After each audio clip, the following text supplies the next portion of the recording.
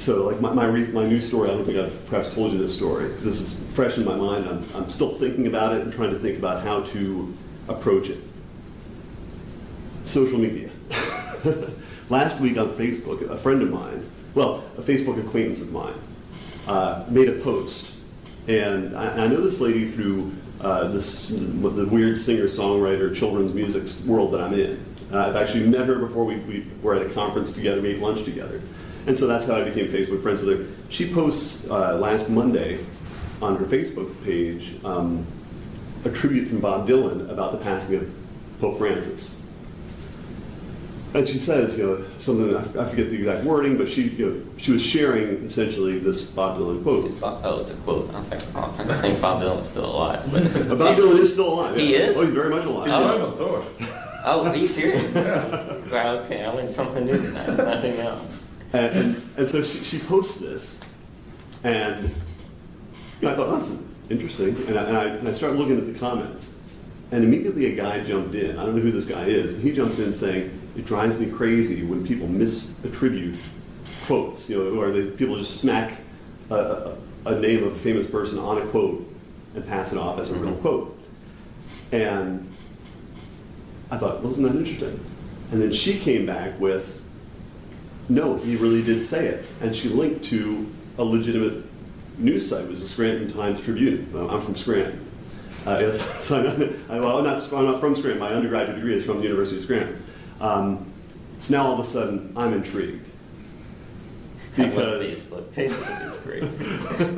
because she clearly believes that Bob Dylan said this about the Pope. Some other guy comes in and says, I don't believe you.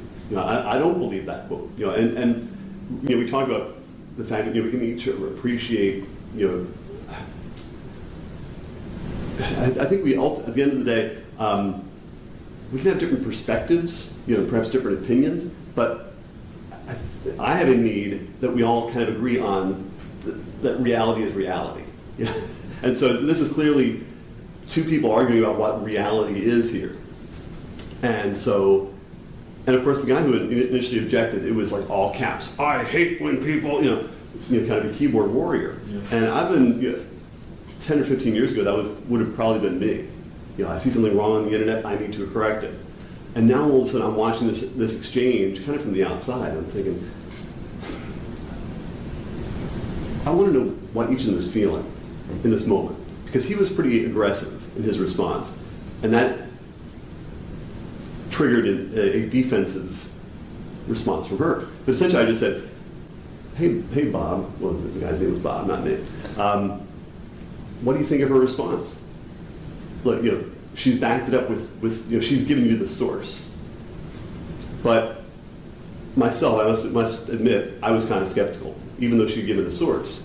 Because I went to the source, I went to the link. And it was an opinion piece in the Scranton Times-Tribune that led with the Bob Dylan quote, and then went on with this guy's experience. This guy, the columnist, had gone to see Pope Francis when he visited Philadelphia. It wasn't about Bob Dylan at all.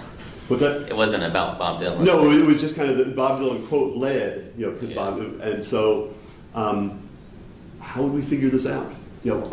I want to know that reality that we all should be sharing. What's the process by which we actually establish what's actually true here? As far as I can tell, the best thing to do is actually to contact the author. Where'd you get that quote? And so I did. Sent off an email. Hey, Chris Kelly, opinion columnist for the Scranton Times-Tribune. I'm curious, where did you get the quote for Bob? Because this woman is quoting someone else is quoting, and so how do you get to that original? And so he sends back, the next morning I get an email back from him saying, I read it in Heather Cox Richardson, and a couple of Dylan friends of mine sent it to me on Facebook. He says, but now I think I may have jumped the gun. Let me do a little checking. That's kind of the way he left it. Well, immediately, once I got that response, I responded to this whole thread now. I'm kind of trying to lay things bare and be transparent. Here's the facts as I know them. But then I also added my opinion. I said, my opinion is, I don't think this guy's got the goods. Because I read Heather Cox Richardson on a daily basis. Colby knows who she is. She's a historian from Maine who writes a column called Letters from America. Yeah. I didn't remember hearing any mention of Bob Dylan in her column, and she is meticulous in her sourcing. Like anytime she attributes anything, she's got a whole notes column, whole thing. So immediately, my confidence in this guy is pretty low. And sure enough, later on that day, I get an update from him saying, "I've looked all day, like I can't back it up. I'm gonna remove the Bob Dylan quote from the top of my column. I'm gonna put an editor's retraction at the bottom of the column." I had screenshotted all this. Thankfully, I did, because by the time it even got to this stage, the woman who had initially posted it pulled it all down.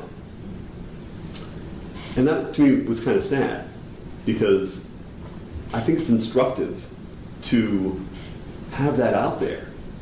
Because how many of us see something on the internet? For me, my opinion is that this was chocolate and peanut butter for her. She apparently loves Pope Francis, and she loves Bob Dylan. She's a singer-songwriter. And this hero is writing about a nice thing about this hero. Mm-hmm. Oh, that's got to be so good. And